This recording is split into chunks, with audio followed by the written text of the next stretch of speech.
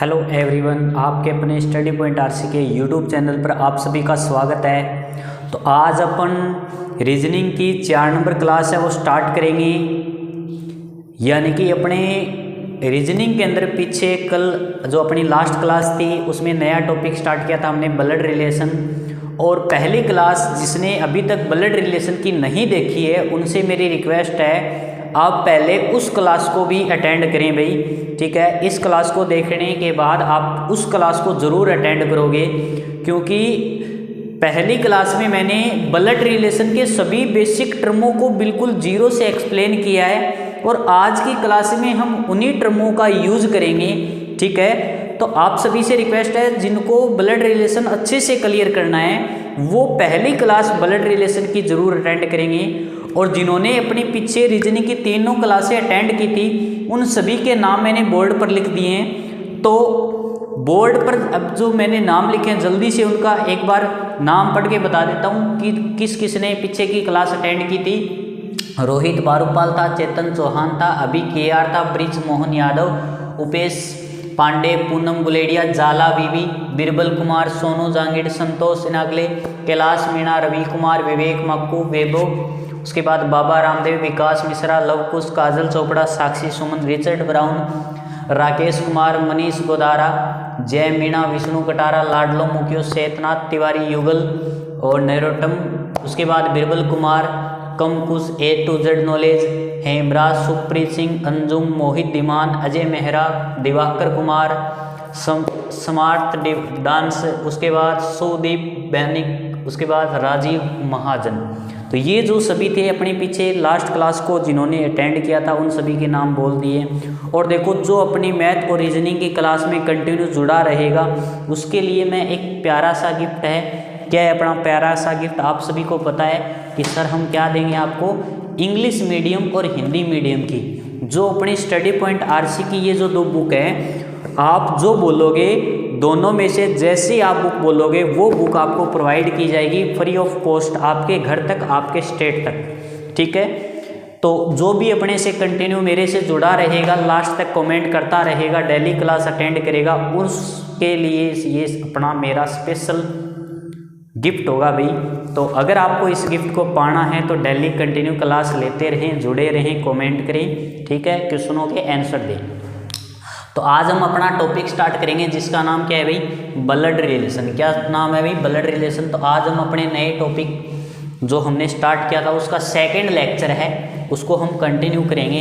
अपने टॉपिक का नाम है ब्लड रिलेशन, ठीक है, यानी कि रक्त संबंध। तो सबसे पहले अगर मैं लास्ट क्लास को थोड़ा सा रिवीजन में लेकर आऊँ तो मैंने लास्ट क्लास में बताया था पहला बेसिक पॉइंट कि जब भी हम मेल पर्सन और फीमेल पर्सन की बात करेंगे, मेल पर्सन को हमेशा बॉक्स में रिप्रेजेंट किया जाएगा और फीमेल पर्सन को हमेशा सर्कल में रिप्रेजेंट करेंगे। दूसरा मैंने बताया था बेसिक पॉइंट कि जनरेशन की बात की थी। अगर कोई बंदा सेम जनरेशन में है, अगर कोई बंदा सेम जनरेशन में है तो उसे एक लाइन में रिप्रेजेंट करेंगे। अगर ऊपर वाली जनरेशन से, ऊपर वाले का मतलब पापा, चाचा, ताऊ, ताई, मौसा, मौसी, सासू, ससुर, ठीक है, तो ये सभी जस्ट ऊपर वाले में आएंगे। उससे भी ऊपर यानी कि दादा, दादी, नाना, नानी, तो उसको हम ऊपर वाले में। और अगर अपने भतीजा, भांजा, भांजी, बेटा, बेटी, तो उसको हम नीचे वाली जनरेशन में रिप्रेजेंट करेंगे। उसके बाद मैंने थर्ड आपको बताया था बेसिक पॉइंट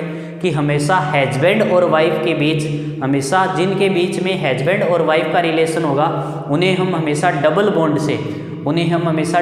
से रिप्रेजेंट करेंगे। तो ये बेसिक टर्म हमने पीछे की क्लास में बिल्कुल जीरो से सीखा था। आज मैं आपको करवाऊंगा अपना, ठीक है, पहला पार्ट। पहले टाइप के अंदर मैंने क्या बताया था कि पजल से रिलेटेड क्वेश्चन करेंगे। आज हम क्या करेंगे भाई, पजल से रिलेटेड क्वेश्चन करेंगे। तो पहला अपना जो बेसिक है वो क्या है, पजल से रिलेटेड है, पजल फॉर्म से रिलेटेड, ओके। तो आज हम अपना पजल फॉर्म से रिलेटेड क्वेश्चन को करेंगे। तो देख लीजिए भाई पहला पजल से रिलेटेड कैसे क्वेश्चन है। पहला क्वेश्चन हम आप सभी को पढ़ के बता देता हूँ। पहला जो क्वेश्चन है वो है अपना कि RN का भाई है। पहला जो क्वेश्चन है वो क्या है भाई, पहला क्वेश्चन मैं बोर्ड पे लिख देता हूँ, RN का भाई है, RN का भाई है। उसके बाद आर के का इकलौता पुत्र है, आर के का इकलौता पुत्र है। उसके बाद एस के की इकलौती बहन है, एस के की इकलौती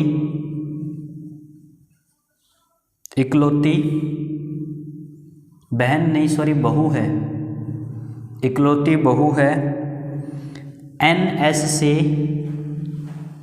किस प्रकार संबंधित है, किस प्रकार संबंधित है, ये आपसे प्रश्न पूछा भी, जल्दी से मेरे को बता दीजिए। पहला प्रश्न है अपना, आर एन का भाई है, आर के का इकलौता पुत्र है, एस के की इकलौती बहू है, तो एन एस से किस प्रकार संबंधित है। एन है वो एस का क्या लगता है, ये प्रश्न में आपसे पूछा गया है भाई। ठीक है, अगर मैं ऑप्शन भी दे देता हूँ साथ में आपको, पहला ऑप्शन है बहन, सेकंड ऑप्शन है पुत्री, थर्ड ऑप्शन है माता और डी ऑप्शन है ननद। जल्दी से बता दीजिए भी, शाबाश। मेरे को सभी जल्दी से आंसर देने की कोशिश करेंगे। Very good.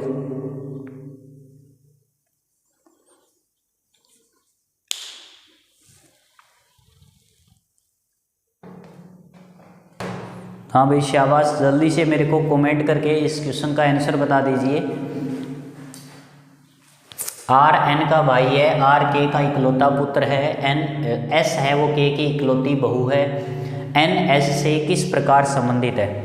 जल्दी से मेरे को सभी कमेंट करके इसका आंसर देंगे भाई, शाबाश, जल्दी से बता दीजिए।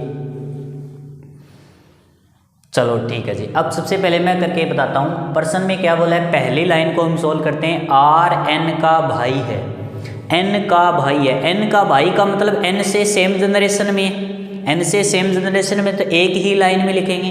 अब एन का भाई कौन है सर, एन का भाई है आर, आर के सर भाई है, भाई का सर मतलब मेल पर्सन है, तो इसको हमने सर बॉक्स में लिख दिया। बट क्या हम एन को बॉक्स या सर्कल में लिखेंगे, तो आप बोलोगे जी नहीं सर, क्यों नहीं लिखेंगे, क्योंकि आपको पता है सर अभी तक हमें एन का जेंडर नहीं पता। तो बेटा याद रखना, जब भी आपको किसी का जेंडर नहीं पता हो, जब भी आपको जेंडर नहीं पता हो, तो न तो आप उसको सर्कल में रिप्रेजेंट करोगे, न ही आप उसको बॉक्स में रिप्रेजेंट करोगे। ओके, उसके बाद देखिए आर के का इकलौता पुत्र है, के का इकलौता पुत्र है, पुत्र का मतलब नीचे की जनरेशन में यार, आर है वो नीचे की जनरेशन में, इसका मतलब के उससे ऊपर की जनरेशन में होगा। तो इकलौता पुत्र है, इस इकलौते शब्द ने, के का इकलौता पुत्र है, इस इकलौते शब्द ने इस एन का जेंडर डिफाइन किया है। कैसे, एक बार बताओ, ये है तो इसके बच्चे, अब अगर वो इकलौता पुत्र है तो ये पुत्र हो सकता है क्या, क्या ये एन पुत्र हो सकता है, तो आप बोलोगे जी नहीं सर, क्योंकि के तो केवल एक बेटा है, इसका मतलब ये जो दूसरा बच्चा है ये क्या है, इसका जेंडर क्या है सर, ये फीमेल है, ये इसकी बेटी है। तो इस इकलौते शब्द ने, इस इकलौते शब्द ने क्या किया है, यहाँ पर एन का जेंडर डिफाइन किया है। बात समझाई। मान लो एक बंदे के दो बच्चे हैं, तो उसने बोला कि पवन मेरा इकलौता पुत्र है, पवन मेरा इकलौता पुत्र है। तो एक बात तो जो दूसरा बच्चा है वो क्या पुत्र हो सकता है क्या, वो मेल हो सकता है क्या, वो पुरुष हो सकता है क्या, तो आप बोलोगे जी नहीं सर, क्योंकि अगर वो सेकंड बच्चा उसका पुरुष होता, ठीक है, लड़का होता, तो वो क्या ऐसे बोलता इकलौता पुत्र पवन है, नहीं जी वो नहीं बोलता। इसका मतलब जो सेकंड बच्चा है वो लड़का नहीं है, वो क्या है सर, लड़की है। बात समझाई। तो इस तरीके से हम बोल सकते हैं सर एन क्या है, एन यहाँ पर क्या है सर, फीमेल है। पता चल गया एन फीमेल कैसे है। चलो ठीक है सर। एस है वो के की इकलौती बहू है, बहू, इकलौती बहू का मतलब उसके बेटे की पत्नी है। क्या है, बेटे की पत्नी। एस है वो के बेटे की पत्नी है, और कोई बेटा हो नहीं सकता, प्रश्न में इकलौता बोला है, तो इसका मतलब ये हुआ इसकी जो पत्नी है उसका नाम क्या, एस है। बात समझाई।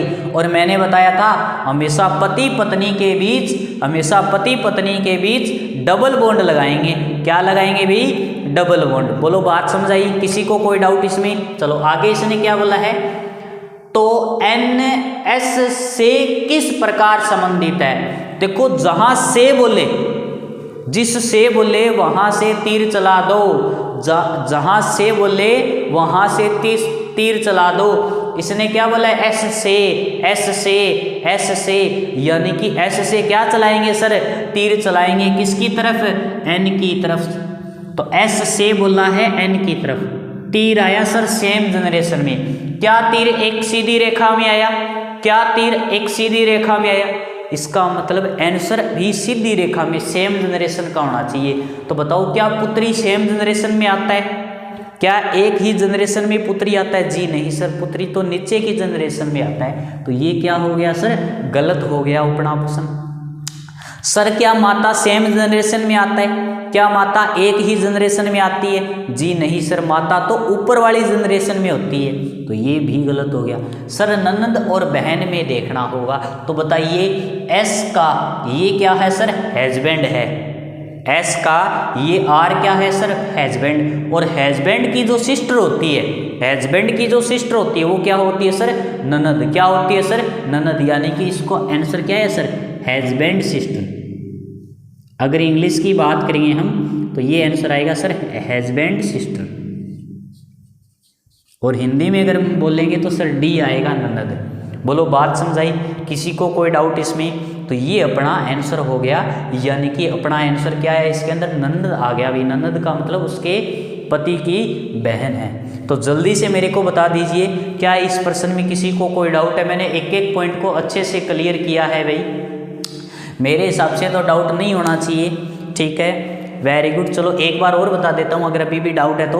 आर एन का भाई है, सबसे पहले इसने क्या बोला, एन का जो भाई है वो कौन है सर, आर है, तो एन का भाई है आर, ठीक है। उसके बाद इसने क्या बोला सर, आर के का इकलौता पुत्र है, के का इकलौता पुत्र, यानी कि के का पुत्र कौन है, आर, लेकिन वो इकलौता है, वो क्या है सर, इकलौता। इसका मतलब ये एन क्या होगी, इसकी बेटी होगी सर, के की क्या होगी सर, बेटी, यानी कि फीमेल। उसके बाद इसने क्या बोला सर, एस के की इकलौती बहू है, बहू का मतलब क्या हो सर, बेटे की वाइफ, तो के बेटे की वाइफ कौन है सर, एस, और हस्बैंड वाइफ के बीच हमेशा सर डबल बॉन्ड लगाएंगे। फिर इसने बोला एन एस से किस प्रकार संबंधित है, एस से, तो जहां से बोले उससे तीर चलाओ, किसकी तरफ, जिसकी तरफ पूछा है। तो आपने देखा सर सेम जनरेशन में तीर चला, इसका मतलब आंसर बी और सी गलत हो गया। क्यों गलत हो गया, क्योंकि ये सर अलग अलग जनरेशन के हैं। उसके बाद अगर हम बात करें सर बहन और ननद में से, तो हमने देखा सर ये इसका हस्बैंड है, और हस्बैंड की जो सिस्टर होती है सर वो ननद होती है, यानी कि अपना इसके अंदर सर आंसर आएगा डी, डी में यानी कि ननद, हस्बैंड सिस्टर। बोलो अब किसी को कोई डाउट इसमें। चलो ठीक है, नेक्स्ट क्वेश्चन की हम बात करते हैं। नेक्स्ट क्वेश्चन जल्दी से आप नोट करें, क्वेश्चन मैं बोल के बता देता हूँ, साथ में लिख भी दूंगा, ठीक है। हाँ जी, अब हम बात करेंगे सेकंड क्वेश्चन की।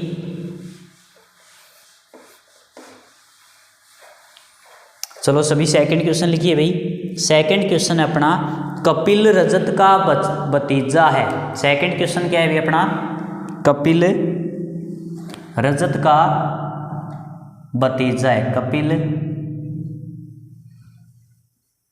रजत का भतीजा है, निशा रजत की मां है,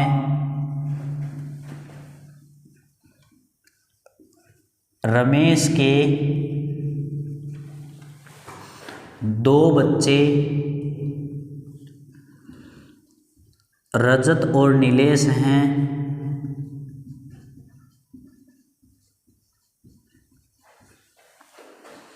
नीलेश का कपिल से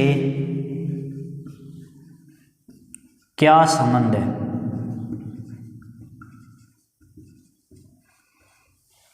जल्दी से बता दीजिए भाई, ऑप्शन भी दे देता हूँ आपको। पिता यानी कि पिता, सेकंड ऑप्शन अपना भाई, थर्ड ऑप्शन है सर भतीजा,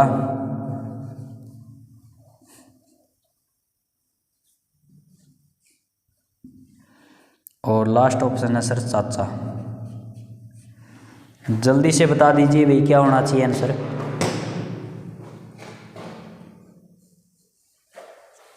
शाबाश, मेरे को जल्दी से प्रश्न का आंसर दे दीजिए। कपिल रजत का भतीजा है, निशा रजत की माँ है, रमेश के 2 बच्चे रजत और नीलेश हैं। नीलेश का कपिल से क्या संबंध है? नीलेश का कपिल से क्या संबंध है? जल्दी से सभी बता दीजिए भाई। वेरी गुड, जल्दी से कमेंट करके मेरे को जल्दी से आंसर बता दीजिए। चलो ठीक है जी, मैं बता देता हूँ, साथ में आप भी दे देना। प्रश्न में क्या दे रखा है? कपिल रजत का भतीजा। इस भतीजे का मतलब क्या होता है सर? भतीजे का मतलब क्या होता है सर? भतीजे का मतलब होता है कि उसके भाई का लड़का। भतीजे का मतलब होता है जिसका भी वो भतीजा है उसके भाई का लड़का। भतीजे का मतलब क्या होगा सर? उसके भाई का लड़का, भाई का लड़का। तो रजत का भतीजा है, इसका मतलब रजत का कोई ना कोई सर भाई है। रजत का कोई ना कोई सर भाई है। उस भाई का जो लड़का है, उस भाई का जो लड़का है वो कौन है सर? कपिल है। वो कौन है सर? कपिल। बोलो, बात समझ आई? किसी को कोई डाउट इसमें? उसके बाद इसने क्या बोला सर? निशा रजत की माँ है। रजत की माता कौन है सर? निशा। रजत की माता कौन है सर?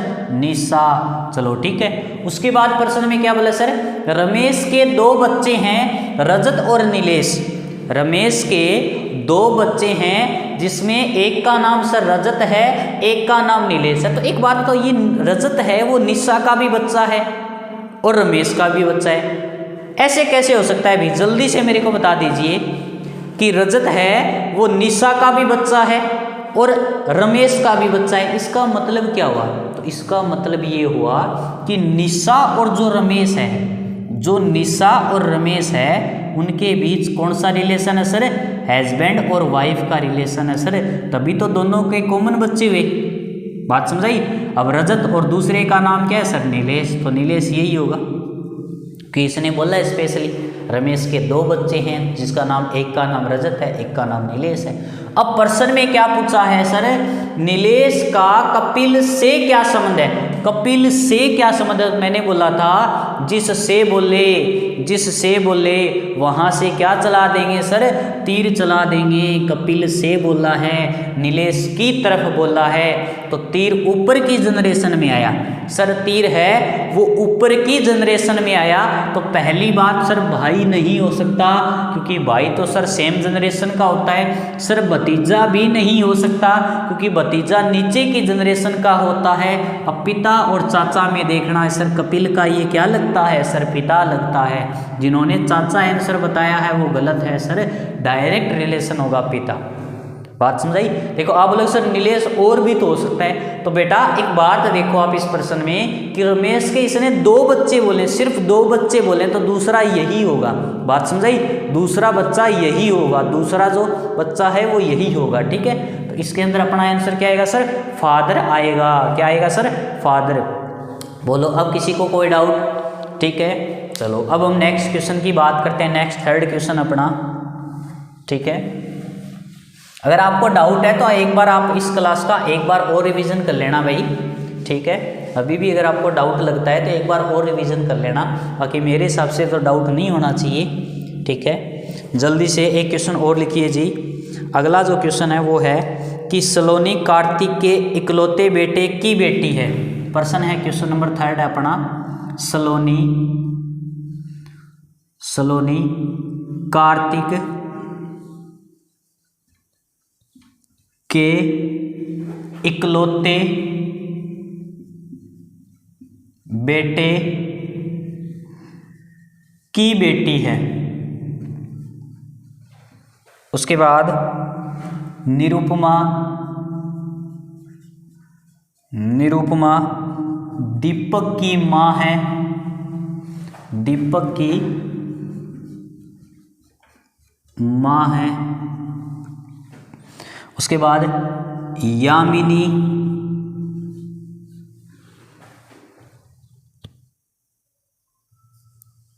के इकलौते बेटे,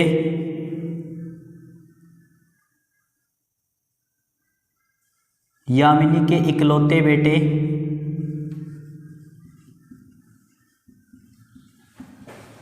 अंकित की शादी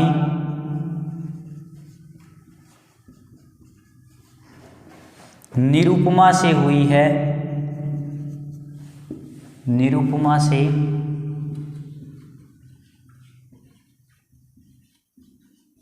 हुई है। कार्तिक दीपक का दादा है, कार्तिक का अंकित से क्या संबंध है?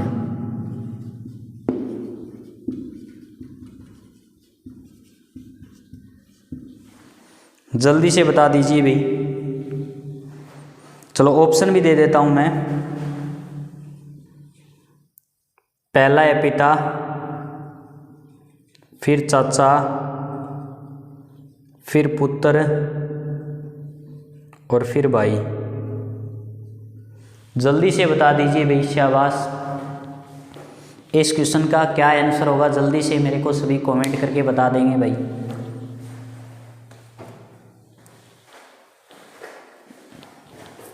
शाबाश। सलोनी कार्तिक के इकलौते बेटे की बेटी है, निरुपमा दीपक की माँ है, यामिनी के इकलौते बेटे अंकित की शादी निरुपमा से हुई है, कार्तिक दीपक का दादा है, कार्तिक का अंकित से क्या संबंध है? जल्दी से मेरे को इस प्रश्न का कमेंट बॉक्स में आंसर दे दीजिए। शाबाश, जल्दी से दीजिए भाई, वेरी गुड।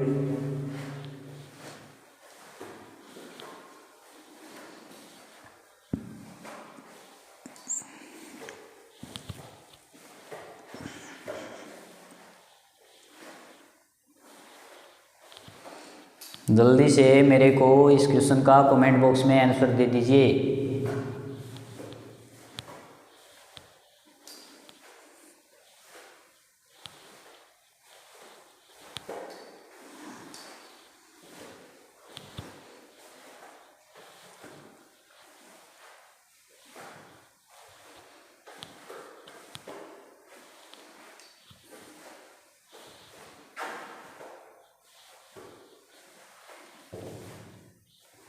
चलो देखिए भी, कोई बात नहीं, मैं भी करवा देता हूँ साथ साथ में, आप देने की कोशिश करते रहें। वेरी गुड, शाबाश। सबसे पहले इसने क्या बोला है कि सलोनी है वो कार्तिक के इकलौते बेटे की बेटी है। इसका मतलब प्रश्न में क्या बोला है? सबसे पहले हम लिखेंगे कार्तिक, लिख लिया। कार्तिक के बेटे, कोई बेटा होगा, और उस बेटे की जो बेटी है उसका नाम क्या है सर? सलोनी है। उसका नाम क्या है सर? सलोनी। बोलो, बात समझाई? यहां तक कोई किसी को डाउट? अब इसने आगे क्या बोला है कि निरुपमा दीपक की मां है। हमें नहीं पता, इससे रिलेट नहीं कर रहा है। अगर इससे रिलेट नहीं कर रहा है तो साइड में बनाएंगे। तो निरुपमा है, जो नीरू है वो क्या है सर? दीपक की मां है। दीपक की क्या है सर? माता है। उसके बाद यामिनी के बेटे, यामिनी के इकलौते बेटे अंकित की शादी निरुपमा से हुई है। इसका मतलब इसकी जो शादी हुई है वो किसके साथ हुई है? अंकित के साथ। निरुपमा की शादी किसके साथ हुई है सर? अंकित के साथ। और ये जो अंकित है ये यामिनी का इकलौता बेटा है। ये यामिनी की का है? इकलौता बेटा है। बात समझ आई? इसने बोला यामिनी के इकलौते बेटे अंकित की शादी निरुपमा से हुई है। तो ये थी निरुपमा। निरुपमा की शादी किससे हुई सर? अंकित से। और अंकित किसका बेटा है सर? यामिनी का, वो भी इकलौता। कार्तिक दीपक का दादा है सर। ये जो दीपक है इसका दादा कौन है? इसके दादा का मतलब है इसके फादर का फादर। इसके फादर का फादर, फादर का फादर कौन है? दीपक का फादर सर अंकित, और अंकित का फादर कौन है? ये तो माता है सर, वो कौन है सर? कार्तिक। इसने ये बोला है सर, ये कार्तिक हो गया। अब इसको इससे अटैच करवा सकते हैं, इससे इसको अटैच करवा सकते हैं। तो कार्तिक का इकलौता बेटा था सर अंकित, और अंकित की एक बेटी थी सर सलोनी। ठीक है। अब प्रश्न में क्या पूछा सर? कार्तिक का अंकित से रिलेशन क्या है? तो बताइए भी, अंकित से बोला है सर, अंकित से बोला है, तो अंकित से बोला है तो अंकित से तीर चलाएंगे। अंकित से तीर चलाया सर, तीर ऊपर की ओर गया, तो सर सी ऑप्शन नहीं हो सकता सर, डी ऑप्शन नहीं हो सकता। अब आता है सर ये अंकित का क्या लगता है सर? पापा लगता है, पिता लगता है, तो हम क्या बोलेंगे सर? ए आएगा। बोलो बात समझ आई? दो सेंटेंस को यहाँ पर क्या करना पड़ा? हमें ऐड करना पड़ा। ठीक है, इस तरीके से हम इस प्रश्न को कर सकते हैं, इस तरीके से हम इस प्रश्न को क्या कर सकते हैं? हैंडल कर सकते हैं। और अपना आंसर क्या आएगा भाई? पिता आ जाएगा। बोलो बात समझ आई? किसी को कोई डाउट इसमें? देखो एक एक बात को आप समझते चलो। प्रश्न में क्या बोला आपको? पहले सलोनी है वो कार्तिक के इकलौते बेटे की बेटी है। कार्तिक के इकलौते बेटे की बेटी है, वो कौन है सर? सलोनी है। उसके बाद इसने क्या बोला सर? निरुपमा की शादी दीपक से, जो निरुपमा है वो दीपक की क्या है सर? माँ है, यानी कि दीपक की माता का नाम है सर निरुपमा। उसके बाद इसने क्या बोला सर? यामिनी के इकलौते बेटे अंकित की शादी निरुपमा से हुई है, यानी कि जो दीपक की माँ है उस निरुपमा का विवाह किससे हो सर? अंकित। और ये जो अंकित है ये यामिनी का क्या है सर? इकलौता बेटा। उसके बाद इसने क्या बोला सर? दीपक है वो कार्तिक है वो दीपक का दादा है सर। इसका मतलब दादा का मतलब क्या हो सर? दीपक के पिता का पिता कौन है सर? कार्तिक है। दीपक के पिता का जो पिता है वो सर क्या है? कार्तिक है। अब प्रश्न में क्या पूछे सर? कार्तिक का अंकित से, तो अंकित का ये क्या लगता है सर? फादर। बात समझाई किसी? बोलो किसी को कोई डाउट? इस तरीके से हम इस क्वेश्चन को हैंडल है वो कर सकते हैं। ओके चलो ठीक है जी।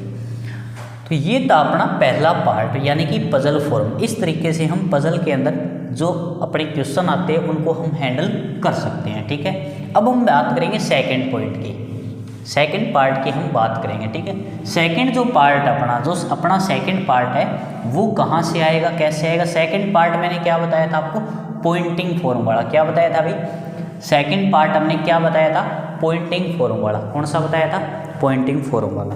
तो हम बात करेंगे अब सेकंड पार्ट की, और सेकंड पार्ट का एक क्वेश्चन लिख लीजिए भी आप जल्दी से। सेकंड पार्ट है उसका आप एक क्वेश्चन लिख लीजिए, पॉइंटिंग फॉर्म वाला है, जल्दी से लिखिए भाई। पॉइंटिंग फॉर्म वाला सेकंड पार्ट अपना क्या है? क्वेश्चन क्या है अपना? क्वेश्चन है कि एक तस्वीर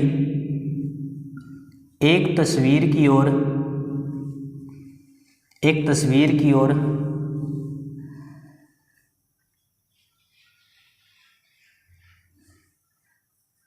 एक महिला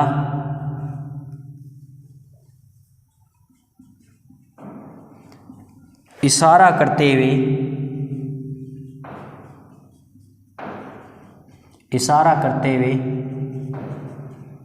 कहती है, इशारा करते हुए कहती है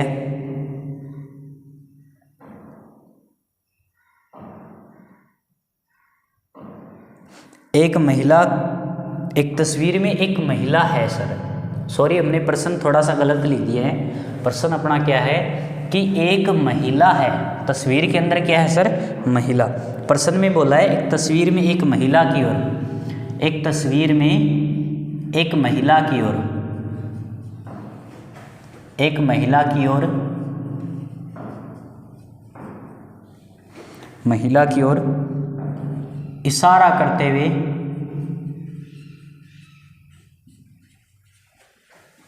विजय ने कहा, विजय ने कहा उसकी बहन की माता, उसकी बहन की माता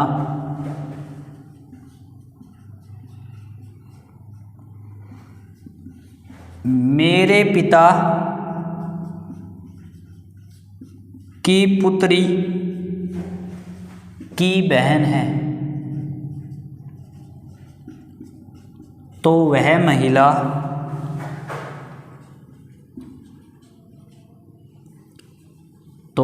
महिला विजय से किस प्रकार संबंधित है।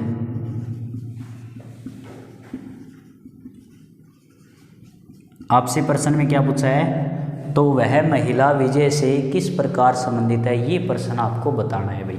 क्या बताना है, वह महिला विजय से किस प्रकार संबंधित है।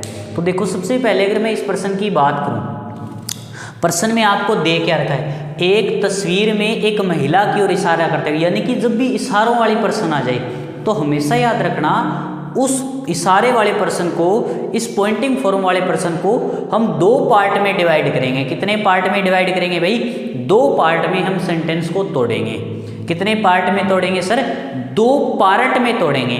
अब आता है सर हम दो पार्ट में कहाँ से तोड़ें और कैसे तोड़ें, तो हमेशा याद रखना जहां पर भी आपको मेरे शब्द दिखाई दे, मेरे या मेरी शब्द दिखाई दे, जहां पर भी आपको इस प्रश्न में मेरे या मेरी शब्द दिखाई दे, वहां से सेकंड पार्ट स्टार्ट होगा।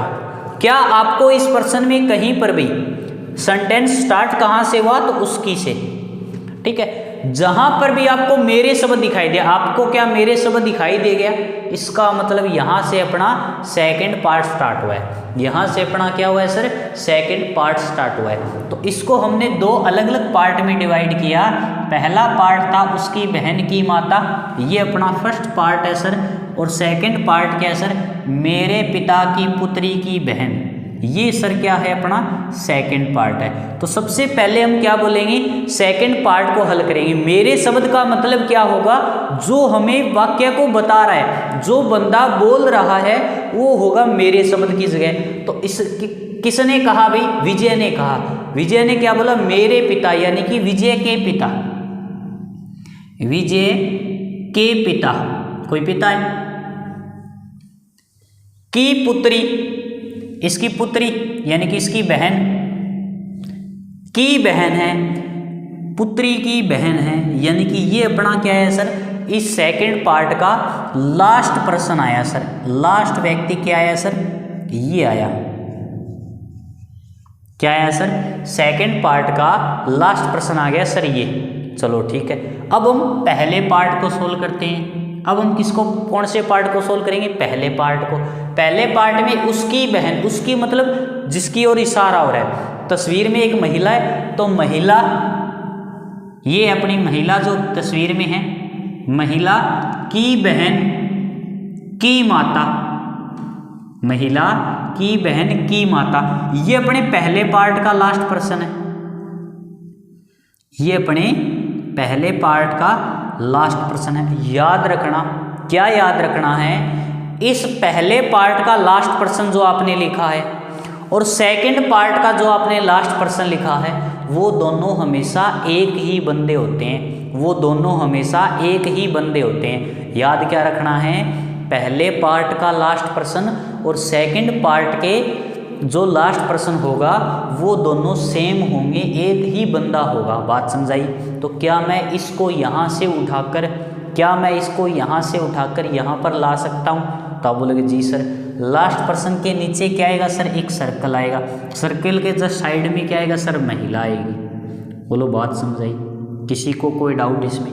इस तरीके से हम प्रश्न को करेंगे। अब प्रश्न में क्या बोला है सर, वह महिला विजय से किस प्रकार संबंधित है, विजय से, तो अपना आंसर क्या आएगा सर, नीचे की जनरेशन में आएगा। तो मैं ऑप्शन बता देता हूँ भी, पहले तो आपको,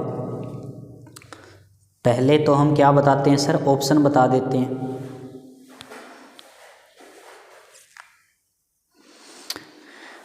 ऑप्शन अपने बहन, उसके बाद माता, उसके बाद भांजी, उसके बाद पुत्री।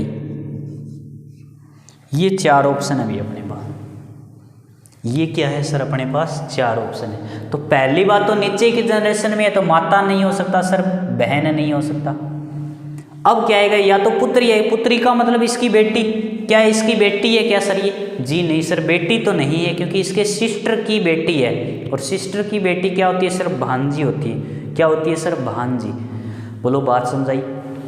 यानी कि देखो मैं आपको ये बताना चाहता हूँ, सबसे पहले पॉइंटिंग वाले क्यों हम हमेशा 2 पार्ट में डिवाइड करेंगे। कितने पार्ट में डिवाइड करेंगे सर? 2 पार्ट में। कितने पार्ट में सर? 2 पार्ट में।